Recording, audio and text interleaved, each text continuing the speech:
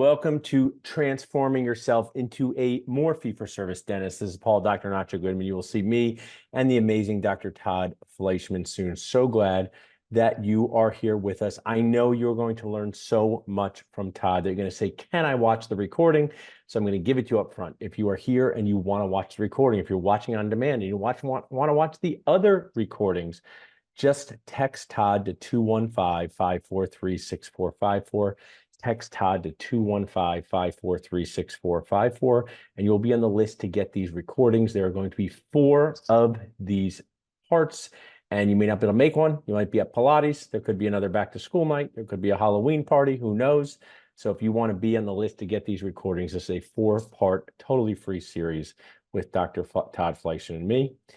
So the question all of us must be able to answer, whether it's the dentist, the team, the assistant, the hygienist, is the insurance question. Whether you are totally fee-for-service, whether you are so fee-for-service that you make your patients pay a year ahead of time, or if you take 47 spoiled guac PPOs, you must be able to answer this question with confidence, with clarity, with care. And in 2022, our dental practice went totally out of network.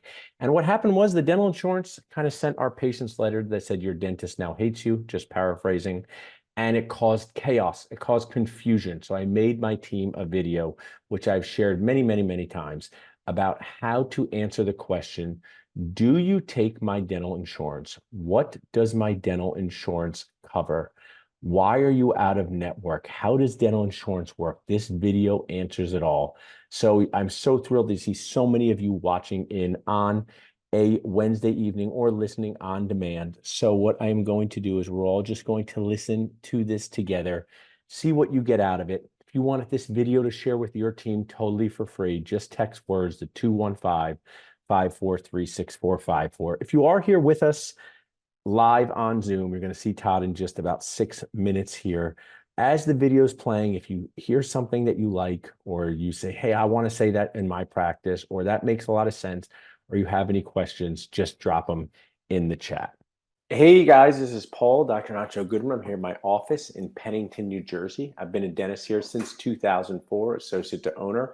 One of my favorite places to be, also one of the more intense places to be. That's what I call stress intensity. Doing dentistry each day is like doing full contact arts and crafts on people who don't want to be here, or sometimes I describe it as like producing a Broadway play that nobody wants to see. But we get to do cool things like help people chew and smile with confidence, be part of a team. But there's so many moving parts and pieces that go on behind the scenes in your dental circus. I mean practice, I mean circus. And one of the things my team asked me to do was to make a video on what to say, some talking points on what to say when we are shifting status, as we are right now, with one of our in-network insurance plans. So we're not dropping it. No one's dropping anything on the floor like those little class 2 rings that ping around.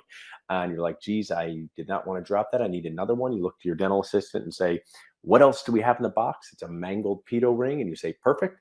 That will have to do. And you have to keep your crying on the inside. But that's clinical dentistry. Let's stick with the insurance part. So patient calls up, says, do you take my insurance?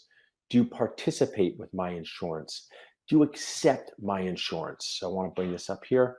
What do we say when that happens?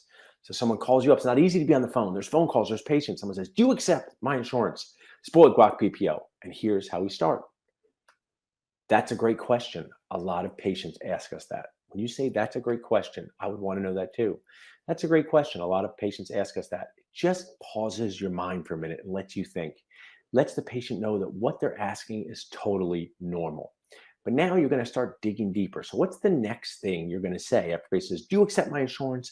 Spoiled guac PPO. What you're going to say is, next thing I want to say is, here it is.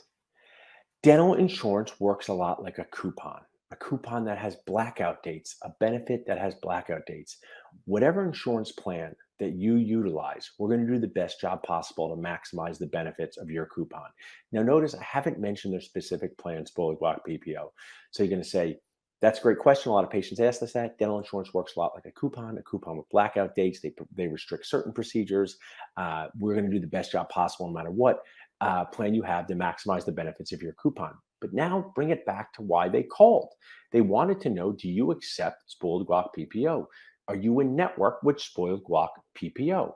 And what I say next is, you're going to be authentic, be genuine, and you can say to them, we are not in network with that plan, but patients in our office use it frequently if that is true. So the plan that my team needs this video for, the plan you guys need this video for, is insurance people have used here for years.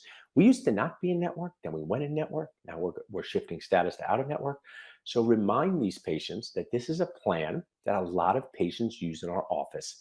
A lot of patients utilize, but be authentic, be genuine.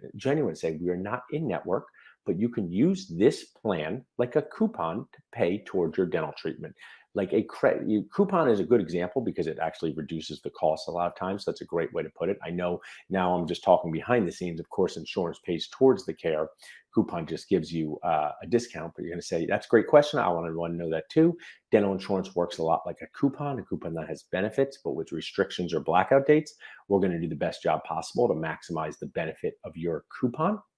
But then circle back to why they called, be authentic and genuine. If being in network is super important to you, we can recommend a great dentist in the area that are in network with your plan. Because I know there's dentists literally down the street that take that plan who I think are nice people. So we can collaborate. So you just say to the patient, one of my amazing mentors, coaches early on said, patients don't argue with their own decisions. So at this point you can say, be authentic and genuine. Say, hey, being in network is super important to you. Patients here do utilize spoiled guac PPO. They do utilize it like a coupon. We have patients using that insurance here. But if being in network is most important to you, we could recommend dentists in the area that we know are in network that are really nice people. So, and at the end, if people say, why don't you take this insurance, right? A lot of people say, why don't you take it? My HR person told me spoiled guac PPO was great. Just say, we do not want dental insurance to have a seat at the table when it comes to making decisions for your teeth. It's a simple phrase. We do not want dental insurance to have a seat at the table when it comes to making decisions for your teeth, because you don't want the dental insurance to say, oh, you want to do a crown to protect a tooth, hard hat for your tooth, iPhone case for your tooth, like my friends have used those phrases before, and the patient said, but this tooth doesn't need a crown. We do not want the dental insurance company to have a seat at the table. So now let's bring it back to my dental team, and I want to help you. So someone calls up and says, you pick up the phone, do takes. So hopefully you've enjoyed most of this video. If you want to see the rest of it, you can just text words to 215-543-6445 or watch it instead of Netflix. Share it with your team. Give it to your office manager. I want to welcome Dr. Todd Fleischman. He can start his video. I'm going to ask him a couple questions before he shares his screen. So Todd, we share from each other. So you notice in that video, hard hat for your tooth. That's what I got from you. So how important, and before I ask you this question, I just want to say hi to everybody, first of all. Oh yeah, go ahead. Super psyched to see everyone. Bunch of familiar faces means a lot to me, so I appreciate it. So anyway, this is like a conversation. So anyone here in the chat, please feel free to ask questions. It's very important to be collaborative tonight. I may call you up on to the Zoom stage. Be amazing. What did you hear in that video that you say to your team says, or similar things? Because, you know, people want to hear from this fee-for-service dentist, Dr. Todd Fleischman. I know right up front they think, how do you answer this insurance question? It doesn't be the same as me. We get it all day, every day. I mean, we get it all day. So I tell my team exactly like you said, to be authentic. I mean, we answer very truthfully. I mean, I've been trained in so many ways. I was trained to say, yes, we take your insurance, despite the fact we actually don't, because in theory we do take their insurance. We just don't participate with it, right? So like you can get into nuances of vernacular with patients on the phone, but no one's got time for that. So I think being authentic is the biggest takeaway. You know, having people understand if they're calling your office and you're not participating, there's a reason why they're calling. Have that person at the front desk figure it out, right? Maybe they need a little more attention, maybe a little more time, they need a little more personality, they need a little more skill set. Whatever it is, you got to provide that service, and service is going to something that we're going to be talking about quite a bit. But yeah, being authentic and just being honest. I mean, you're not going to get exponential growth with fee for service typically, unless you're offering, you know, extraordinary services, or you're a super GP, or you're only one person in the area, or, you know, all sorts of other extenuating issues. You know, I'm happy to share my journey, which is one that most people are already familiar with at this point, but it just takes time. Honestly, it just takes time. So when we turn this over to you in just 2 minutes, I'll tell you when to share, but not just yet. What motivated you to hire an associate dentist? At a recent Nacho CE show that you did, you said, I'll never go back to practicing alone. When I met you, you were a solo dentist. And since that time in 2017, you have two associate dentists working with you. Tell us a little bit about that. Yeah, I mean, hygiene has been the common denominator for these decisions because, what happens is we were fortunate enough over a 10-year, 11-year period to grow the business organically, not through any marketing, just through word of mouth, just through fee-for-service attitude in the community and putting myself out there quite a bit and hustling, which we'll talk about, right? But at the end of the day, I just learned I couldn't do it anymore. I wasn't able to provide the same service that I was giving to my patients for all those years, where it was so custom, so bespoke, so much time. And then all of a sudden, I had 3 hygiene running. Yeah. And when you have 3 hygiene running, you can't get anything done. And then I started training at a high level. And now between 3 hygiene and training at a high level and wanting to do comprehensive care, wanting to sit with my patient and do an arch or do a decent sized case, I can't get up 3 times an hour or leave the operatory for a half an hour to do 10-minute hygiene checks. And we all know if we're lucky, we're doing 10-minute hygiene Yeah. checks, depending on your relationship with that patient, I want to especially in a interject, Todd, too, because fee-for-service right, your atmosphere. exam has to be fee for service too, right? So Everything about you has to be fee-for-service. you It's can't do a not, I 2-minute mean, exam and go back to your full mouth rehab. You have to not do typically. I mean, you can based on a relationship that you might have with the patient over 15 years where you run in and go, listen, Joan, I'm happy to see you, but today ain't our day. Let's take a look and then I'll call you later or something like that. But you have to be adaptable. You have to understand that something's got to give. And what I didn't want to give from my perspective was the time that I spent with the patient. And so you have to hire associates. I was very anxious when I hired Dr. Kara. She's incredible. And I remember having a very honest conversation with her on the phone, being like, I don't have work for you. I don't. I don't have work for you, but I have an opportunity. And the opportunity is to be in this business with me to help me grow it, to meet these incredible patients, to establish relationships, to decide if you think there's value in hanging in there with me. And now 5 years later, she's taking on a second day. She's placing implants. She's doing surgery. I mean, it's extraordinary. All the things that I don't want to do, that I can keep in house and provide a I high want to level end of this service. first time. I would say I wore this shirt for you, kindly annoying dentist since 2017. That's you, my man. So Yep. what was it that I said when I said, hey, Todd, you got to hire an associate, that you didn't turn away and say, this guy's trying to bother me? You turned towards me and said, you know what? Tell me more about that. I want to hire this associate dentist. What I mean, made you my kind of memory is open? not good like that. I just feel like ultimately I knew I had a problem, right? I also knew that you were a trusted advisor, right? You were someone who I valued, who I had seen, who I had actually seen do this before, right? Like they tell you, don't take money advice from someone who makes less money of you. Don't take associate advice from someone who doesn't have an associate, right? Yeah. And Good so point. you had several associates over several years, and you told me if I can do it, you can do it. Here Yeah. are the skills. Here are the verbal skills. Here's the way you need to try and manage it. The one thing I didn't listen to you, which I should have from the very beginning, was hire her on 2 days, despite the fact I didn't have a business, right? Because what happens is it really is, and I talk about it a lot, it's the field of dreams analogy, right? If you Yeah. build it, they will come. And especially if you have something to offer, you got to have the facility and the capacity, and all those things. And now I'm dealing with it again. Like I'm dealing with it again 5 years, 6 years later when we've had this organic growth. And and this is just so, I want everyone to understand I'm still dealing with stuff. Like it's not that I'm 46 and like I'm done, right? I got 20 years ahead of me still. I'm still dealing with growth issues. I'm still dealing with my ability to accommodate patient bases. It's challenging, but you got to start somewhere, right? And you're definitely not going to do it if you don't rip the Band-Aid off at some point and try. But I'm not doing this to plug you because I plug you enough, but but it is true. Use a trusted resource that's vetting their candidates so that when you have someone come across your threshold, you're not wasting your time and you're putting yourself in a position And for now success. you have 2 associate dentists. And the thing I want to get to next is this is the story here of Dr. Brandon Labe, who I know you know, where he went to Penn Dental School, did a GPR, paid attention, as you say, did 150 hours of CE, went down to work for Rasha Madia. But what he does down there, Todd, is he does full mouth extractions on patients and delivers dentures. He places implants on these patients. He's taken the Ripe Global Continuum sponsor here.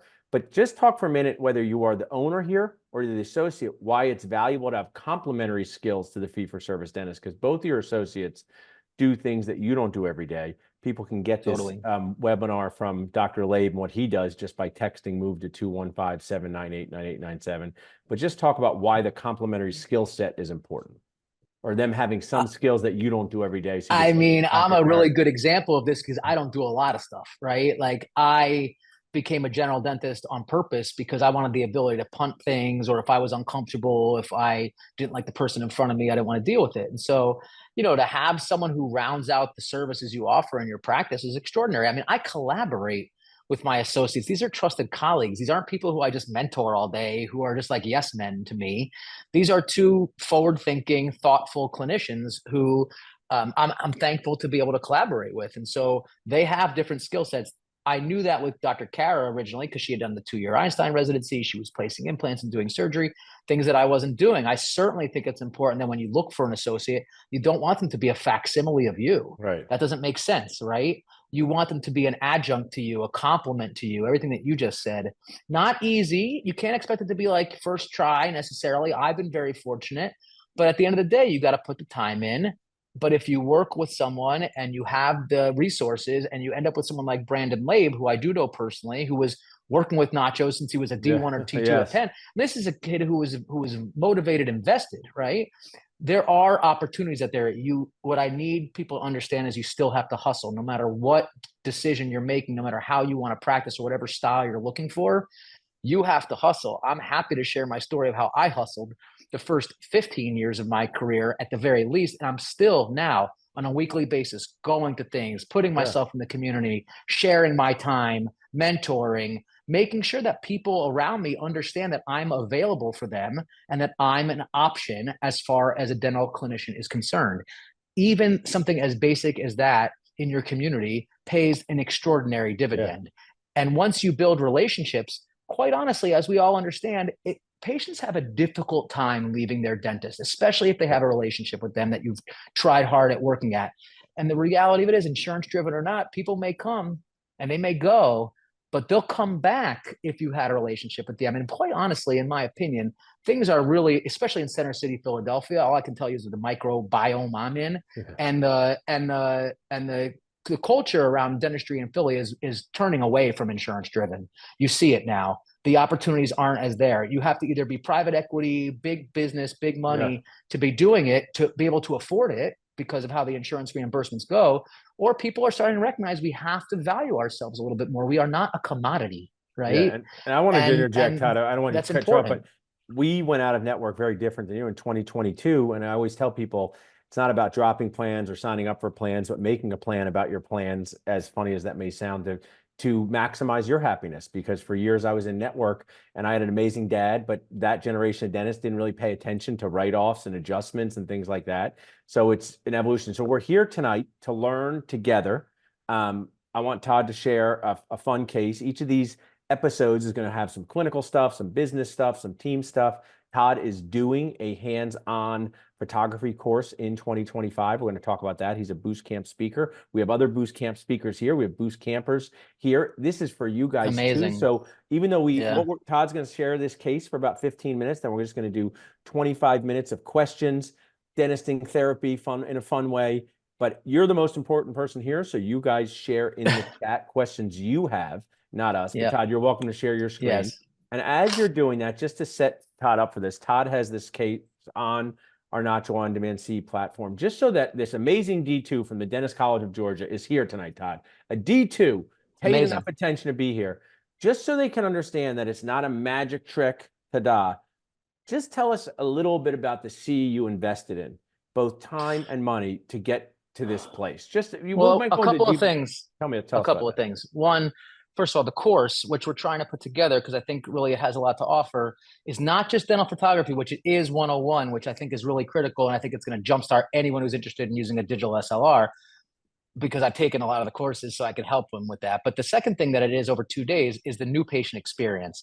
Yeah. And I have to tell you, that is really the critical day for thinking about a fee-for-service approach to your care. Because the reality of that new patient experience is that it has to feel different. And something that I get every day from my clients who come in as new patients is, I've never had an exam like this before. And it sets you up for success. It's retraining people's attitudes to understand that they're investing more, not just dollars. And I tell people all the time, you're not just going to invest dollars in this reconstruction or this cosmetic case, but time and effort, right? And if they do those things and you pay them back in spades with the skill set and the courtesy and the relationship and the time, typically it's going to be hard for them to leave. They just learn to revalue things. They restructure their commitments to financial commitments so they can make it affordable, so they can come see a dentist who spends more time, who cares about more. Now, it attracts certain patients too sometimes, right? Being fee for service, because they require more attention, more time. So there's pros, cons to everything. What I'm absolutely under no circumstances saying is that everyone should be going fee for service. That is not what I'm telling people. But if you want to go, I feel like I can help you move in that direction if you follow my lead. I do think there is something to be said for it. And then to answer your question tangentially, I can't you also have to be able to do fee for service dentistry, right? People come to you because in theory, potentially you have a different skill set. You can charge and do things differently because you're potentially more learned than the guy next to you. That's not always the case, and I understand that. But I think as a fee for service dentist, you need to have the education so that you can keep these patients in your practice and do high level care, because the insurance driven dentists, not because they're not skilled and incredible, they just don't have the time to manage complicated things and make money doing it. It's not their fault. If they're doing single tooth dentistry, they're fine. But as soon as you get into comprehensive care and you're spending hours planning and doing and then taking a huge hit, that's not going to work fiscally, right? So it forces you to have to up your game. I knew that when I bought my practice. I'm very candid with everyone who I teach that I bought a fee for service practice. I'm not the kind of guy who's telling you guys how to do it from the ground up. I didn't do it that way. All I can tell you is how to grow the business twice as much in 15 years by being a fee for service dentist. And so I will give myself credit for that. So I can help with those skills. But to train yourself at a higher level, I think is paramount before you take on this responsibility. And I did that through the entire Spear curriculum, all through the 2010s. I did it through COIS from 2018 to 2023. And I continue to do it to this day. I went to a Christian CE here in Philly on Friday with most of my team just because I want to see what they're talking about at clinicians report, I want to interject what they're recommending. Things. One thing I would say is I interviewed Elaine Bilas at the ODA, and you would have been proud. Amazing. She said I take endo courses even though I don't do endo because I have to know about endo, and I take all types of courses because I want to be this type of dentist for my patients. So you've done the entire course curriculum, the entire Spear curriculum. You've had Pride come into your office. So I just want people to understand the investment you have to make in yourself is easily 6 figures. So much more. And time away from perio your family, consultants, right, management consultants. I mean, all of it. And it's helped. And as you do it, you can do less over time because you learn. And now we went to that course on Friday. Everything they recommended, everything that's been evidence-based, we're already doing. Right. That's awesome. And so it's validating for me and in front of my team members. So they understand also that what we're bringing to the table is the most cutting edge, is the most evidence-based, is the most appropriate for our patients and ourselves.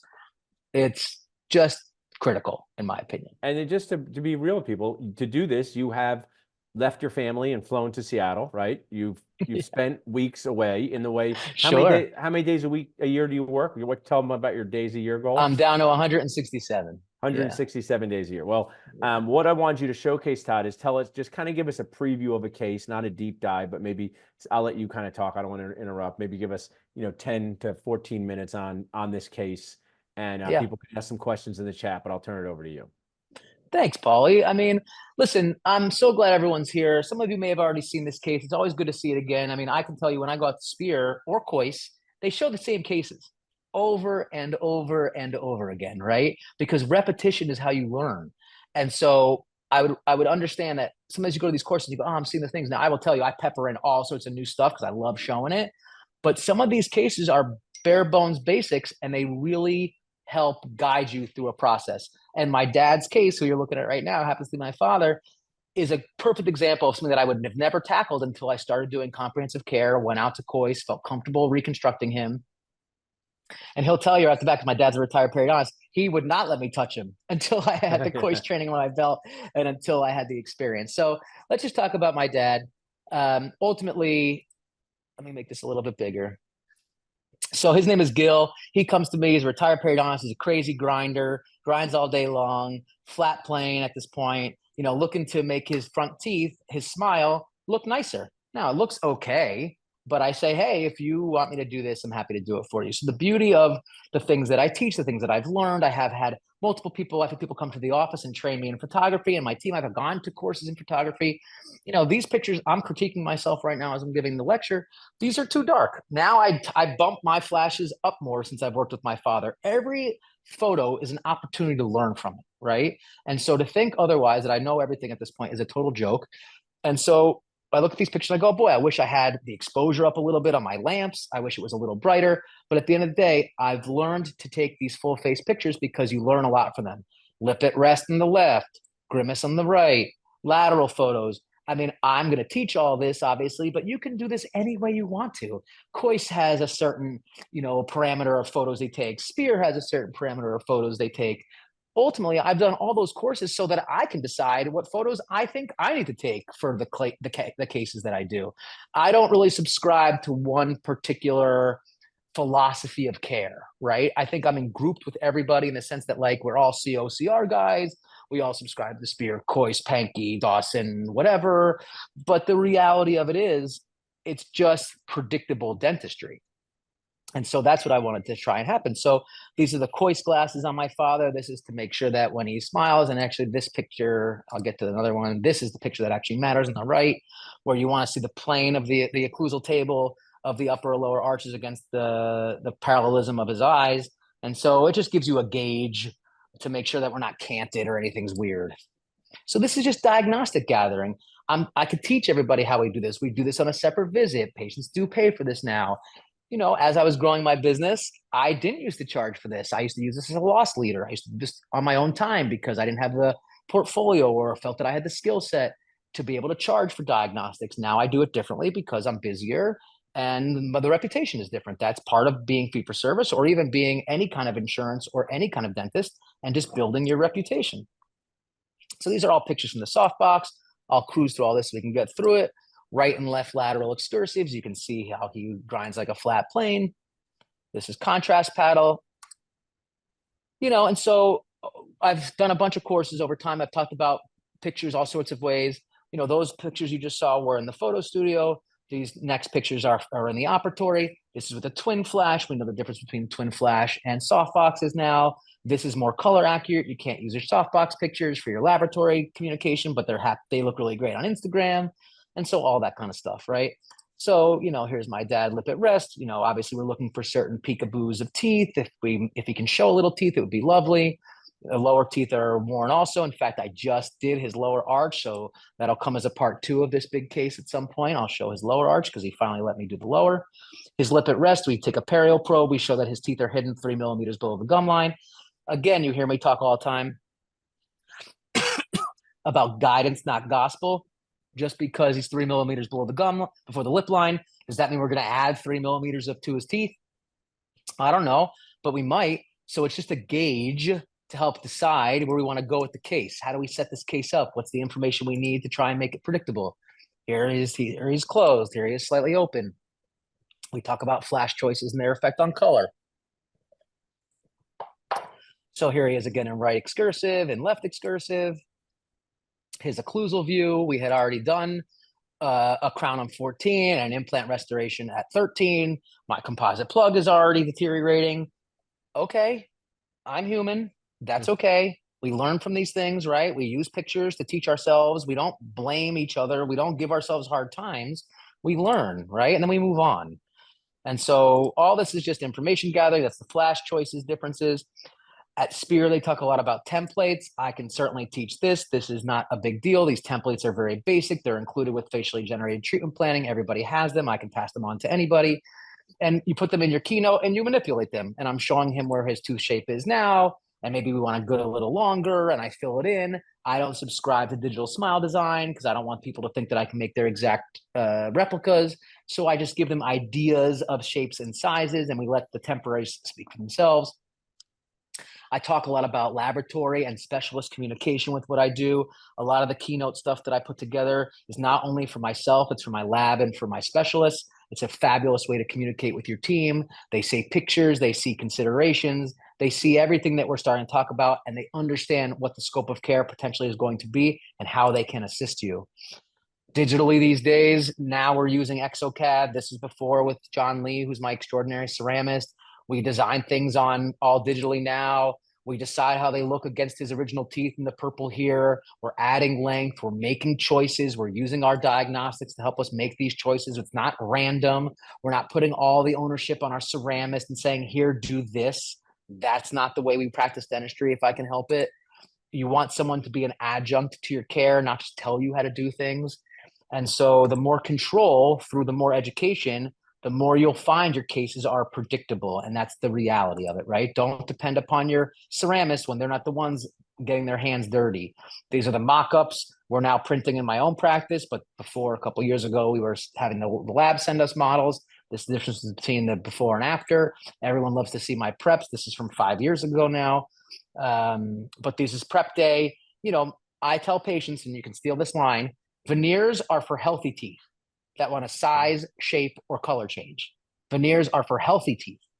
Okay. As soon as that patient, and I'm not telling you across the board, but as soon as that patient has worn teeth, fractured teeth, crack lines, crazed lines, big restorations, they are no longer veneer candidates anymore. If they have dentin exposure, if they have recession, they are no longer veneer candidates anymore. You have to understand your materials, understand the technologies, understand why you're using certain materials and choices in certain places. And then you can explain it to a patient for the reason, because they will appreciate the fact that you can't just tell them yes, or you're also not going to be like what I see every day with new patients. They go, oh yeah, I had 5 veneers done 10 years ago. And I look in their mouth and they're crowns, because patients don't know and doctors tell them whatever they want to hear. But imagine if you were being honest with your patient and telling them, hey, I'm actually not going to do a veneer here. And by the way, Mrs. Smith, you already don't have veneers here because I took an intraoral picture. Here, let me show you. You actually have a crown.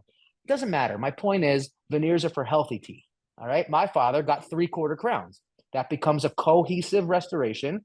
So it's helped be retained by not only my prep design and the shapes of things, but because it carries over to the back of the tooth.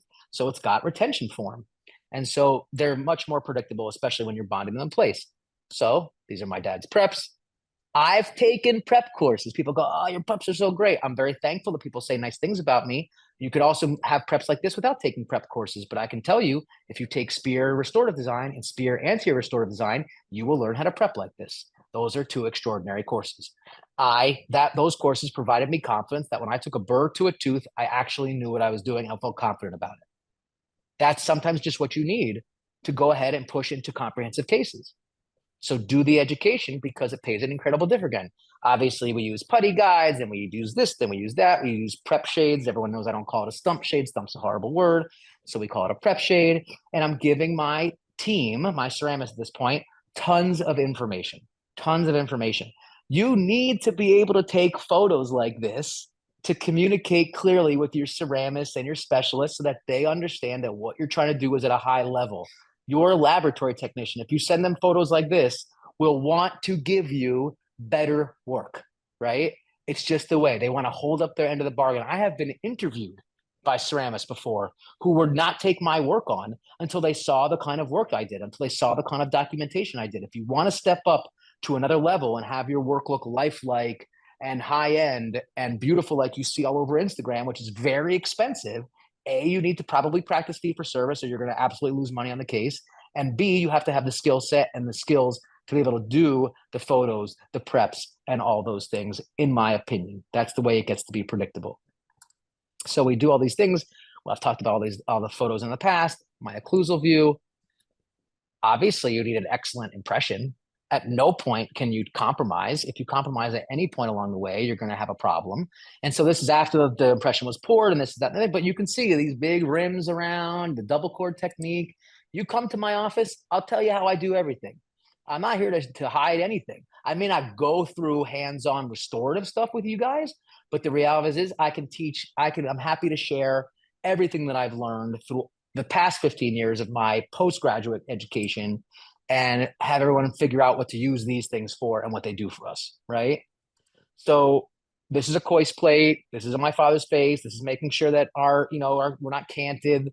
We're lowering f-stop. We're using so many different things in this picture, right? We're using the Coist skills I learned. We're using occlusal skills I learned. We're using photography skills I learned. It is comprehensive in its nature. To think that I make the most gorgeous crowns, that me and my team aren't infallible, is an absolute fallacy. And I will never present myself that way. You guys know how I feel about that. We do the best we can in the circumstances, but we use putty stents and we get decent results, right? And so with his lip at rest, we weren't showing anything. We're learning from this. Maybe we want to add a little length, right? We're evaluating his temporary phase now. Okay. So we're taking pictures, we're doing all the same stuff over and over and over again. Always the same systems, always the same way. I'm telling my ceramist, here's things we should be thinking about. 11 looks a little long. 6 things look more like 11. 3, 4, 5 should have the same emergence as the other side for symmetry. Does he need to add more length? Currently, temp length is 10.6. Well, we know an average incisor is 10. If we get toward 11, is it going to look big in his mouth? Is it going to look small? Do we take a chance? What do we do? How do we make it as predictable as possible? Temps in progress. Now he's healing. Things are settling. Embrasures are closing. Understand your biology. That's where Kois came in for me. Really understanding the biology, understanding the materials, understanding the biomechanics, understanding the occlusion, understanding the etiology of these things, trying to make things as predictable as possible. So we go through the repose evaluation, we go through the temp evaluation. I start to show the ceramist that maybe we want to take things a little bit longer. My father agrees. We have an agreement with the patient. We make a note of it, right? We get them to nod their head and say yes out loud because we want patients to own their problem. They come to you with their problems. Don't make them your problems. We look at new exocads or 3-shape designs at this point. And when I was doing it, we should look at the changes. Looks a little extreme for me. It's my father. I'm willing to take a chance. Not that big a deal. Now we're at insert day. Top is the old design. Bottom is the new design. These are these gorgeous Emax layered ceramics from John Lee, lithium disilicate. My dad didn't have different colors. We didn't have to block out anything. We could really use materials that were going to be beautiful. And so these are the crowns in the model, of course, right? I always like to take these pictures. They're just fun. And then here's his temps, the day of treatment. My dad is a retired periodontist. Thank God he doesn't mind swishing with a little chlorhexidine. He loves to clean in between his teeth. He doesn't walk around without a proxy brush in his hand. So, it sets me up for success. You must make patients understand that the health of their temporaries and the way that they maintain them over that period is incredibly crucial. I've taken the Strupp and Brum course down in Clearwater. It's an incredibly valuable course. They're incredible clinicians. They do incredibly clean work because they have incredible systems in place with patients who are compliant, right? And so I joke with patients in the office all the time, better patients, better dentistry. We're like Papa John's up in here, right? Better patients, better dentistry. It's totally true. Make them own their dentistry.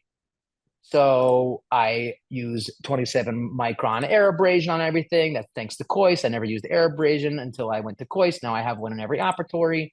And so on the left is pre-air abrasion. On the right is post-air abrasion. We're using an Optrogate to try and keep things as isolated as possible without feeling like I don't know what I'm doing or don't know where I am at in the mouth. This is after a little micro prime to help desensitize. So this is his before and this is his after. And if we go back, like there was a pretty decent length change, right? But because John, my ceramist, is so good at managing shapes and because he's so good at managing color and because we had him balanced well and because we had protrusive balanced well, like you're seeing here, yes, is there risk for porcelain chipping? Sure. My dad grinds like an animal. But at the end of the day, we discussed it. And to get the lifelike results that we want, whether you're doing Emax or PFZ, you're still going to have a layered component. So unless you're milling from a puck at this point or pressing Lissy press like Strupp and Brum do, and then characterizing, you're going to have that risk. Inform your patient, have them own it, move on, right? Give them the results that they're looking for. And when they chip a crown, they don't care about replacing because it looks so gosh darn good when they had it in their mouth. They're happy to have you do it again. Right lateral. He's skimming off his front teeth here now. He's mostly guided by his canine. It's what John and I like to call low rise canine guidance, right? He doesn't have to disarticulate off that canine in this long pattern. It's a very shallow guidance. It's almost like a denture setup for a grinder like this. Not a major hot button for me. Left lateral is very similar. He's just skimming across those sort of angled lower front teeth. I made him send me a video because I was concerned people couldn't tell that he had clearance in protrusive. So here's his balanced protrusive, right? See how he disarticulates the back teeth. He slides to the right. There we have our space. He slides to the left. There we have our space. Take excursive photos. You will learn so much. Okay. He was very proud. He couldn't stand looking at those lower fronts. That's why we just redid them. And so here's the occlusal shot. 2 more minutes, Paulie. Here's Sure. the occlusal shot. I still didn't fix that implant access, because it's my dad and he doesn't care, and nothing's getting in there. It's sealed. But we cleaned him up. We rounded out the arch for him a little bit. We bumped out 4 and 5, a little nuance. We closed gaps between 11 and 12. Contrast paddle. Of course, we got rid of the black triangle, the poppy seed that everyone always says he had in his teeth. And so before and after contrast paddle, he needed the length on 8 and 9 so that when he protruded in guidance, he let his back teeth run free. Obviously, he needs to be in a night guard. That's not there's no discussion there. He's a wild grinder. But, I think at the end of the day, he got the result that we had pitched him, right? Which is a big part about what we do. Here's before and after. Make sure that you can hit the result for your patients. And if you don't, make sure you can figure out a way to modify your results so that you can hit it. Because if you're going to go fee for service and you're going to promise results, you have to deliver. That is the reality of it. That comes with some stress. I cannot deny that, right? I worked for 5 years in an insurance-driven practice in beautiful downtown Pittman, New Jersey, in a blue-collar style, and I loved every day I went into practice. Loved it. Absolutely loved it. Someone said, I "Damn, that's decided good." to, Oh, sorry. yeah, I decided to buy my own business, but at the end of the day, you can do great dentistry any way you practice. But cases like these, if you're interested, you really need to think about a fee-for-service approach. And if you guys are busy as insurance-driven practitioners, then think about dropping some plans, because unless you're going to expand your practice and add dentists and add clinicians and add coworkers and add auxiliary team members, which depending on where you live, I know in Philadelphia, it is not easy to find high-level auxiliary staff now. The way you can make your business better is take a little less insurance, have patients learn to value you more, and earn more for the procedures that you're doing. Because if you're doing it at a high level and you've invested in yourself, quite bluntly, you've already differentiated yourself. You deserve it. And it's okay to make a living while making sure you provide high levels of service to your patients, right? I'm not talking about insurance-driven service for your patients at a fee-for-service level. I'm talking about making sure that the work that you do, the service you provide, the relationships you build are all at the expectation level of a fee-for-service clinician. It will figure itself out over time because the patients will tell you, quite honestly. And so just to finish up my dad, obviously we improved his right buccal corridor, his grimace, and listen, no one goes without a night guard. So that's the story for him, Paulie. All right. Awesome. I think it's a very good example. I'm sorry to interrupt you. I think it's a very good example of a culmination for me, early on in my COIS training, because I started COIS in 18 and I'd probably finished 2 or 3 out of 5 by the time I finished my dad's upper arch. And there was still so much to learn, but it really is a culmination of all my training in a case like this. It really is. Amazing share. I mean, your friend Mike, who's hopefully coming to Boost next year, said that's good. Alex Clark's here is listening. So we're going to go through some questions that I have, but I'm here kind of leading this and helping. And so you invested in yourself clinically, you invested in your team, you become a community member in Philadelphia, but you got really lucky to get this practice, Todd. You got so lucky. You got so lucky to get this practice. So it falls under the JSU just show up thing. So I didn't sprout out of Facebook in 2017 like a Cabbage Patch Kid. I was alive. I was a dentist. I did a multiple-year general practice residency on the same time as Todd. So Todd, you finished your dental school, and there's dental students here. Why did you do a GPR AGD? I did an AGD. Said just go to practice. Your dad's a dentist. You get a good mentor in private practice. Why'd you do an AGD? Well, I wasn't going back to Wilkes-Barre where my father was. So that was number one. Number two, I just didn't feel the need. I would encourage all the young clinicians out there, don't be in a rush. Don't be in a rush, first of all. Like, I understand you need to earn a living, and I understand we have debt and things, but that's going to still be there in a year, right? That's going to still be there in 2 years. It's going to still be there in 3 years. My attitude is learn as much as you can while living a lifestyle of an appropriate lifestyle for your age or for whatever your monetary scenario is, because you can learn so much in that year. You can make a lot of mistakes. You can train with mentors. You can train with friends. You build relationships. Maybe you go to a different city or state and you do a residency in a place where you wouldn't think you wanted to live. And then you go there and you're like, oh my God, there's so much opportunity here. Now I'm going to stay. You can use those residencies or those AGDs as opportunities to discover things, right? And I want to To add in just, the end, Todd, not the but. no, keep going. You hired Dr. Baljeet because she had surgical skills, and right now Yep, you bought her a CBCT. You're I not did. placing any implants, right?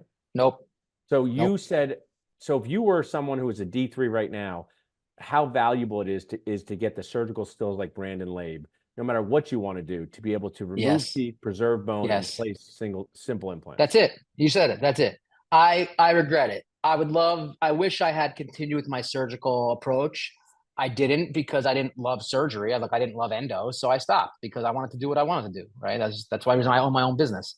But there's no question that I would be able to provide a higher level of service to my patients if I was able to extract, graft, place, because it just streamlines so many Yeah. things. It's just, if you're a solo practitioner or not, whatever, the ability to look at a patient, go, I can take this out, and while I take this tooth out, I can also prep the other teeth.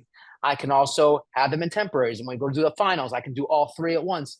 You start looking at things differently. The reason why these courses are so good is because they force you to look at treatment comprehensively. We're taught in school, unfortunately, because how much can they actually teach us? They're wasting all this time on the Krebs cycle, right? Yeah. But we're taught in school to look at single teeth.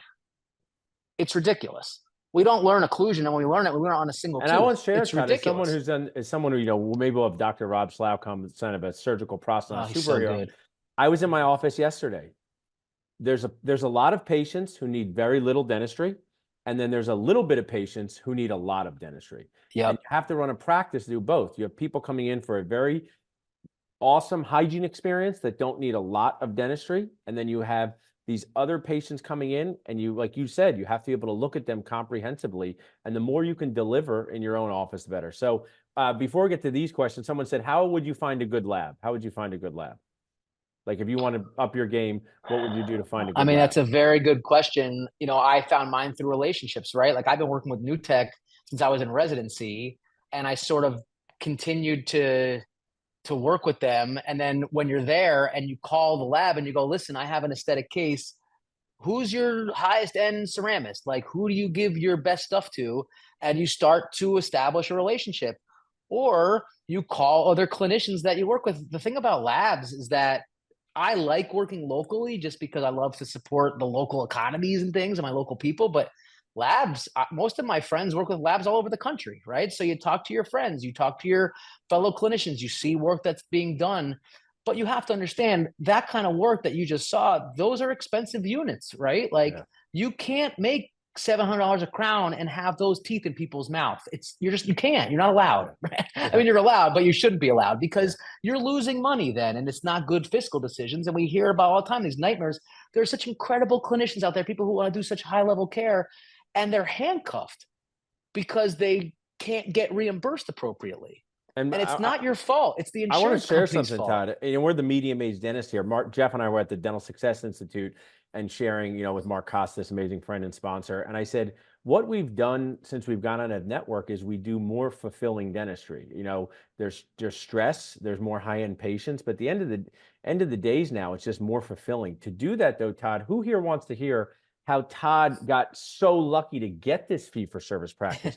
He was just walking down the street on his way to get a cheesesteak, and someone jumped out and said, hey, do you want a fee-for-service practice? Go right down this alley in Philadelphia. So it falls into the JSU, just show up. I can embarrass Todd as much as I want. You finish your AGD, you're working at multiple associates, but you do this one thing. You pay for this thing. You pay attention. You join the study club back in so that you can learn from bigger, stronger dentists. You might have been the youngest dentist in the room.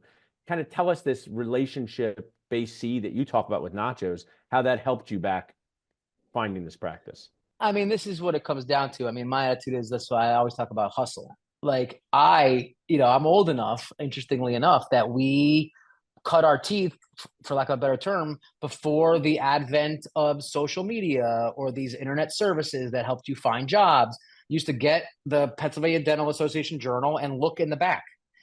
And because of that nature of it, how it was back in the day, there were a lot more local study clubs, especially in a big city like Philadelphia. And so I ingratiated myself. I had mentors. The guy that I started working with in my practice, who was my boss, my mentor, he was part of the study club. But I was there first. I went to the study club because I had heard about it through another job that I was working, another specialist. The patient went to the specialist. The specialist reached out to me, said, "Hey, you're a young clinician." I said, "Oh, I'm interested in learning more." And I just went.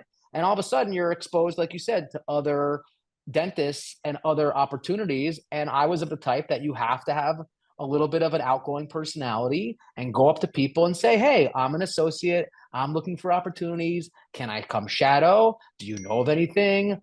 Who practices fee for service looking close to retirement?" Like, I imagine out there right now there are many fee for service dentists in their mid to late 60s who have no exit strategy, right? Who have 500 or 600 patients, have kept their practice chill, maybe haven't worked on growing it over the past 10 years, but in the meantime have 600 or 700 cash paying patients that are used to going about their dentistry that way.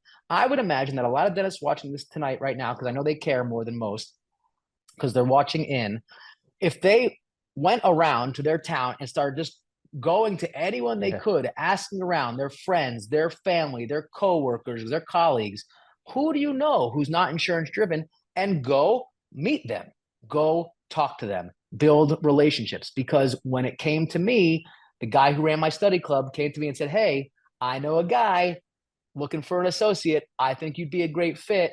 Long story short, that's my practice now. And that story is so valuable for them to hear, because go to Coyce and your local things, because the people at Coyce aren't going to help you find a practice. Go to Correct. No, Spear. you got to do everything. So you went to something just 3 days ago in Philadelphia. I saw that Correct. one because you said, "I'm going to show up in my town, learn, Mhm. meet people in my town," and that's how it transforms it. So let's go for some questions here. Talk to us about specialists. Can they do everything fee for service? Do you work with fee for service dentists? What's the specialist relationship like in I the saw city? that question. It's very good. I will say that typically we're all in cahoots with each other, right? Like, there is something to be said for that, that the specialists who are also fee for service typically are aligned philosophically with the general dentists who practice fee for service. And they're presenting patients with comprehensive approaches to care that lead to predictability. So I don't think that there's like a general rule across the board, but I will tell you that I feel like more specialists are fee for service than general dentists are, if I had to guess, just because they can be. Yeah. Because when you get to that point and patients are in need of those services, they're not worried about what their insurance covers. They're worried about putting teeth in their mouth, right? So maybe a prosthodontist is a good example of that. Maybe an endodontist is not a good example of that, because they're more insurance driven, emergency based treatment, and they get their procedures covered at a higher level because insurance companies feel like there's more of a need for that, right? So I think perio, pros, ortho, clearly, right, are a lot of fee for service style specialty clinicians that, from my experience, when they work with other fee for service GPs, really find that they get the most pointed and detailed results. I would agree with that. I love it. I mean, I'll answer the first question, because you purchased a fee for service practice and kept it that way, with training both inside the operatory and outside the operatory. We'll keep going through over this theme throughout. The hardest part about transitioning to an out of network practice for us, and this was the key, and everyone can listen into this, and Todd knows my brother very well. One, we marketed more before we did it, so we spent more money, and both of us were totally willing to make less money. When we went out of network, we said, it is okay if we make less money. The morale of me and Jeff dealing with insurances and write-offs and the challenges, it was okay if we made less money. Now, yada, yada, like Seinfeld, 2 years later, we are bringing in more and profiting more, not, to use a Todd phrase, wildly more, our practice, but 2 years later, I would say I wish I had looked at these numbers a lot sooner. Our good friend Joe Latinelli, who Todd knows, had encouraged me to look at these sooner. I was someone who always was into team training, bringing in specialists, having great camaraderie, but I did not look at the numbers related to insurance write-offs. So I wish I had done that sooner. But the hardest part is being willing to make less It's money. hard, Paul. I can really appreciate the fact that a lot of people might be watching this saying, I'd love to drop these insurance, but what about my patients? Like, I don't want to leave them I said that too. struggling. Yeah. I feel that way too. I mean, I think it about a lot. People work hard to come see me, and I really value it. I think that the way you have to flip that script in your head is just understand that because they're willing to pay out of pocket, the ones who will stay with you, you need to give them more, right? You need to be there more for them. You can make up for it with the people that really value what you're bringing to the table. They can all afford it. We all know they can all afford it, right? They afford cable and phones and cars. And so it's about budgeting. It's about having honest conversations, about being vulnerable in front of your patients. But at the end of the day, you have to take care of yourselves, especially the young clinicians, which most of us are on this, younger than us, on this call right now, because I know a lot of the names and I'm happy to see them. But you got long careers ahead of you. And you want to make sure you're doing it in a way that feels satisfying for you also, not just your patient. It's unfair. It's unfair to make yourself feel bad because you can't treat patients to the level that you want to because the reimbursement is so poor that you have to struggle. That is not an equation that works. It's not. The burnout factor, the morale factor. One question here I can add, because I'm Steve Rasner's a close friend. So someone said, what are strategies I can do to be more fee for service in an area where the median income is $30,000 to $40,000 a year? Now, someone asked what the median income in your area is, Todd, but would you venture to say, without looking at stats from Google, it's more than $30,000 to $40,000? Like, our patient base is more than $30,000 to $40,000 median family income in central New Jersey. I think what we have to remember here is that fee for service doesn't mean you have to be more expensive. Like, we're getting things confused a little bit, right? Fee for service just means that you can charge whatever you want to charge. So if you have a median range of $30,000 to $40,000, your crown doesn't need to be $2,200, especially if your lab bill is $125. Yeah. Make your crown whatever you want it to be. Make it affordable. Work your fees for people who don't have your money. Fee for service gives you all that flexibility, right? But don't be myopic in your approach to think that because they only make $30,000 or $40,000, they're not willing to spend it on you. If you build value, this is something I say to my patients directly. I'm here to build value for the services that I provide. The second that you don't feel like there's value for the money you've spent, we can have a conversation about it.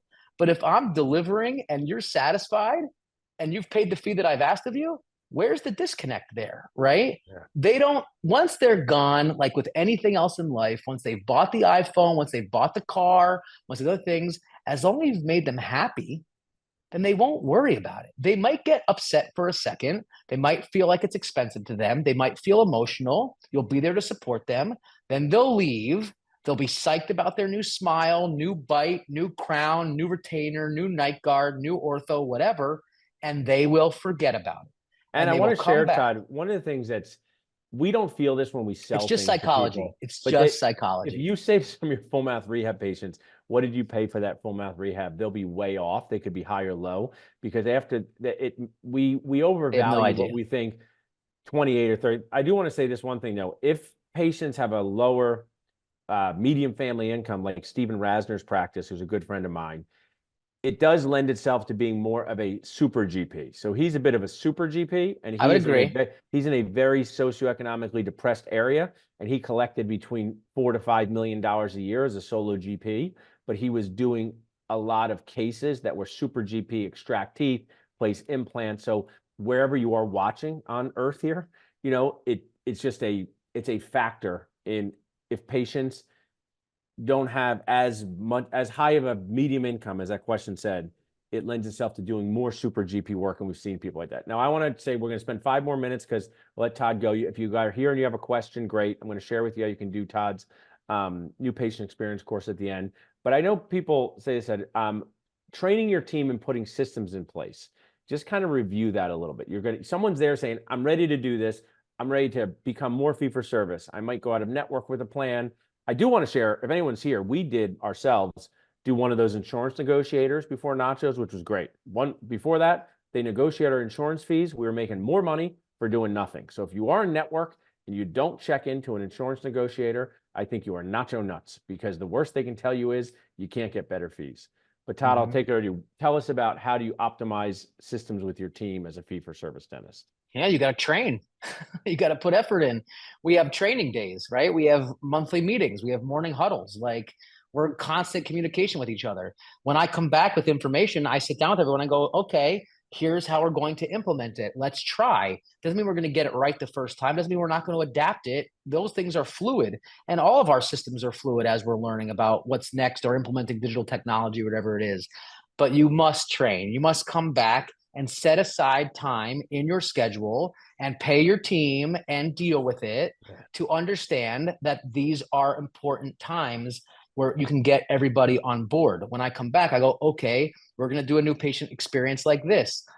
I mean, the lecture that I have, what I teach is literally by timed segments, if we remember, right? That I gave at New Dentist Boost Camp 2 years ago was a timed lecture, Yeah. meaning every part of my new patient experience, I can show you how we do it and the time we spend doing it. It's very systematic. It doesn't mean that we don't adapt it for the patient that's in front of me. I have a talker. I got to skip through some things. I got someone who doesn't talk at all. I better find something else to do, right? So, like, you have to be malleable as a I clinician. want to share But one quick thing, Todd, because you said that lecture is amazing. And people, if you want to watch Todd's new patient experience lecture, just text Todd at this number here. You missed Aaron Nicholas on the last day of Boost Camp, but he often has associate dentists record themselves doing hygiene exams, right? And yep, showing I whether, love that. getting permission from the patient and everything. And one person came to his class and said, I'm embarrassed. For 7 minutes, all she did was click around on the computer and didn't say a word to anyone, but she had no Right. idea she was doing that. So, I mean, I think what you said was so key. It's important just to be as systematic with your words as it is with your clinical skills. We don't willy-nilly No bomb the crown question. by picking up, but that's like, to stay on task and target, you must have timed, you know, Learn how to set yourself up for success. There are ways to speak to patients to get them to invest in the skills that you have. There are. You just to prove it to them. You have to build value. Just like anything else. We didn't all of a sudden all of us start going to the Four Seasons because we knew it was the best hotel ever. We went, you went once, you spend $1,000 and you go, oh damn, that's why we spend $1,000, right? So you have to experience it. Your patients will need to experience it. You need to work your community, you need to build relationships, you need to get people to cross the threshold, and then you need to deliver, right? If you don't want to do those things, if you don't want to put those efforts in and you just want to churn and burn because you're a worker bee, then go do insurance driven dentistry all day long. It's fantastic. There's no stress. Maybe there's less stress. Maybe there's not as much pressure. People aren't paying as much out of pocket. That comes with all sorts of psychology. It's all personal attitudes towards care. I didn't want to run around like an Energizer bunny all day trying to make a decent living for me and my family. That's what it came down to. I'd love to know, in the last 2 minutes, tell us what is going to happen in Center City, Philadelphia. Some people on the Zoom have already applied. There's going to be 6 spots for dentists in these courses, but just give them an idea of what they will learn if they fly to Philadelphia, hang out with you for 2 days, spend time in your office. Tell us about that.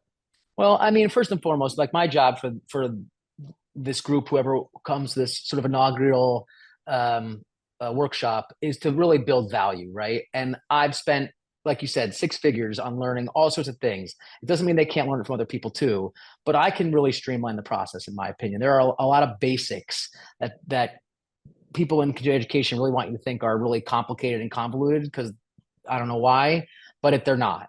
And so I really want to just simplify for people how to get started on a journey of treating patients at a higher level and looking at things in a comprehensive way. I think there's a ton of value in it. I think it's exciting to bring people into my practice and show them the facility, show them how I do things, show them the equipment I'm working with, which is not some high end facility with all brand new technology. I want people to understand that you can do the kind of dentistry I'm doing out of a regular general dentistry office.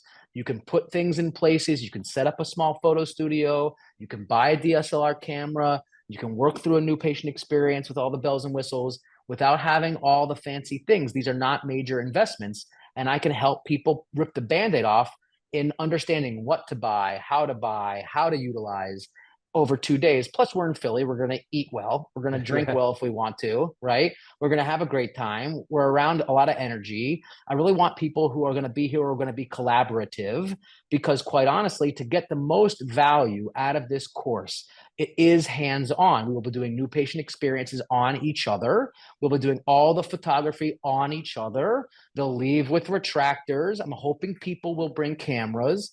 I mean, I really want, it's really imperative. I'm not here to provide 7 cameras and send you guys a photo studio. I'm here to show you guys how to use the things that you're investing in.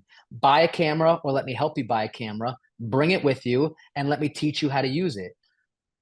Take new patient experience courses if you want to learn about those kind of things. Is that Drew's Drew here. Bird? Yeah, she's Hey, here with Drew. us. Um, and learn how I can teach you how to use the new patient experience as an asset, right? As an asset, not as a waste of time. Totally. I love that. Well, this was an amazing first episode. I'll get Drew back to bed. This is a book that I've come up with here. But everyone here, thanks so much for being here. We're going to see you in a month. We're going to get this 6-year-old back to bed. But thanks so much for sharing with us tonight. It's my pleasure. If anybody wants anything, you know how to find me. All right. Yeah, I'm going to turn. You can drop how to contact you in the chat. I'm going to put her back to Okay. bed. Thanks so much, guys. Okay. Awesome job. Bye. All Guys. right. Take care, everyone. Have a great night. Really appreciate you being here. If you want to reach out to me, you can either email me, doc@centercityphillydentist.com. Honestly, I'm always available. Everything comes to my phone. I'm here to support you guys as much as I can.